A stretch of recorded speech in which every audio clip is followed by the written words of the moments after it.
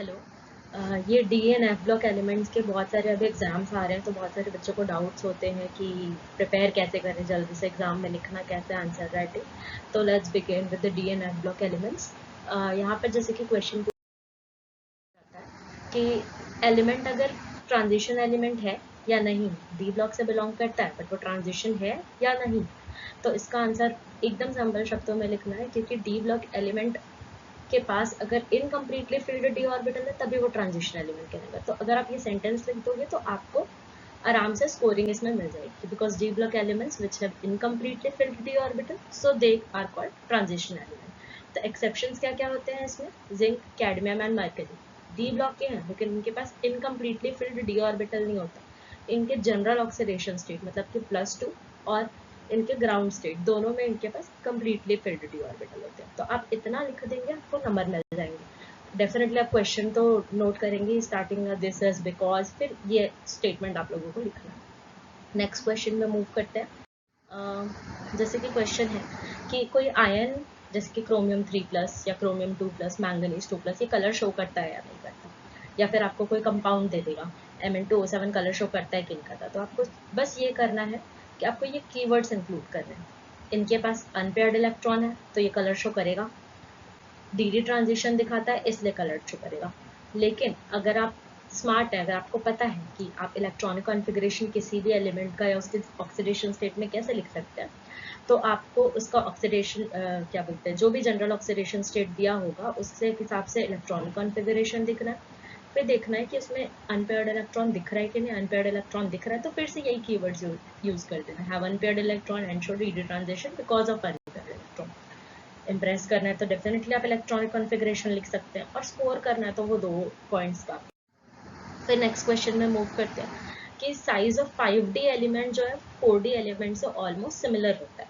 4D series मतलब कि जो डी ब्लॉक की जो सेकेंड सीरीज आती है वो एंड थर्ड सीरीज, उनकी लुटेटियम और उसके पहले वाले एलिमेंट को छोड़कर ऑलमोस्ट सेम साइज होता है। क्यों ऐसा?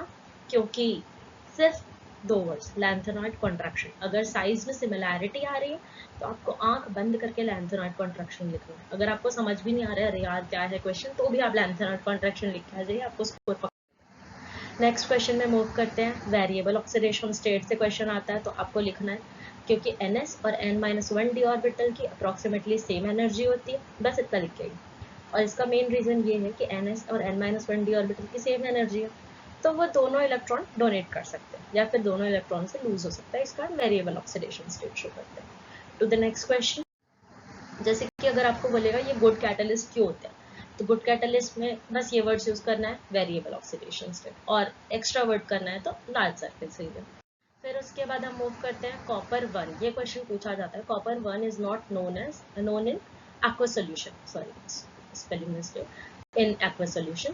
कॉपर 2+ एक्वा सोल्यूशन में मिलता है, कॉपर 1 नहीं मिलता। तो आपको कॉपर 1 नहीं मिलता ये नहीं लिखना है, आपको लिखना है कॉपर 2+ क्यों मिलता है। कॉपर 2+ क्योंकि स्टेबल होता है और इसकी हाई हाइड्रेशन एंथैल्पी होती है, तो बहुत सारी एनर्जी तो लूज हो गई, तो लोअर ऑक्सीडेशन स्टेट में आ गया, लोअर एनर्जी में आ गया, सॉरी। तो लोअर एनर्जी में आने के साथ स्टेबिलिटी बढ़ जाती है, stability is inversely proportional to energy. फिर उसके बाद नेक्स्ट क्वेश्चन में अगर बोलेगा मोर वेरिएबल ऑक्सीडेशन स्टेट होता है एक्टिनॉइड्स का कंपेयर टू लैंथेनॉइड, तो क्यों? क्योंकि एक्टिनॉइड में 7s, 60 एंड 5f में इलेक्ट्रॉन भर आते हैं, इन सबका लो एनर्जी गैप है, तो सब में से इलेक्ट्रॉन निकल सकते हैं, इसलिए इनका वेरिएबल ऑक्सीडेशन स्टेट ज़्यादा है। नेक्स्ट क्वेश्चन, और कुछ इंपॉर्टेंट पॉइंट्स हैं याद रखने के लिए, क्वेश्चंस तो बहुत सारे आ सकते हैं, ये कुछ इंपॉर्टेंट्स थे।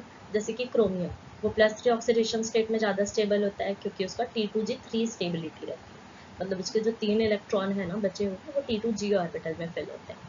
फिर क्रोमियम जो है वो +2 से +3 जाना पसंद करेगा डेफिनेटली स्टेबिलिटी की तरफ, और अगर वो +2 से +3 हो रहा है मतलब खुद ऑक्सीडाइज हो रहा है, खुद ऑक्सीडाइज हो रहा है तो दूसरों को रिड्यूस करेगा, इसलिए ये रिड्यूसिंग एजेंट जैसा वर्क करेगा।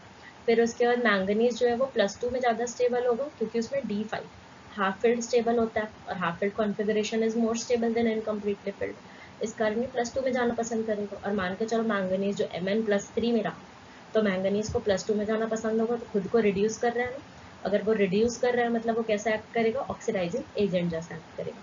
फिर उसके बाद अगर स्टेबिलिटी के लिए ऑर्डर आता है तो प्यार से आप कॉन्फ़िगरेशन लिखिए।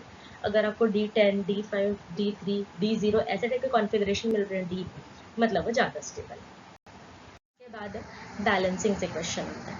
बैलेंसिंग में आप डेफिनेटली बैलेंसिंग करने में अपना टाइम भी वेस्ट नहीं कर सकते। तो आपको कुछ नहीं करना है, आपको स्केलेटन ये इक्वेशन याद करके जाना है कि क्रोमियम जो है डाइक्रोमेट आयन के साथ कैसा होता है, 14H+ लेना होता है, इधर 7H2 लेना। फिर उसके बाद कौन सा किस में आयोनाइज होता है, मैं उसकी आपको लिस्ट दे देती हूँ। मतलब स्केलेटन तो याद कर लो, रट लो, और फिर किस में आयोनाइज होगी ये याद कर लो। जैसे I- है तो वो I2 में होगा, बैलेंस कर लो भाई, I- इधर लिखो, I2 इधर लिखो, इधर 2I- लिखो। Fe2+ है, Fe3+, उसमें तो बैलेंसिंग की ज़रूरत ही नहीं। H2S है, इधर H2S लिखो, इधर S लिखो। यहाँ पर 2 हाइड्रोजन एक्स्ट्रा है ना, छोड़ दो, कभी कभी तो गलतियाँ हो जाती है। SO2 है, SO4 कर दो यहाँ पर, फिर बैलेंस कर दो उसको।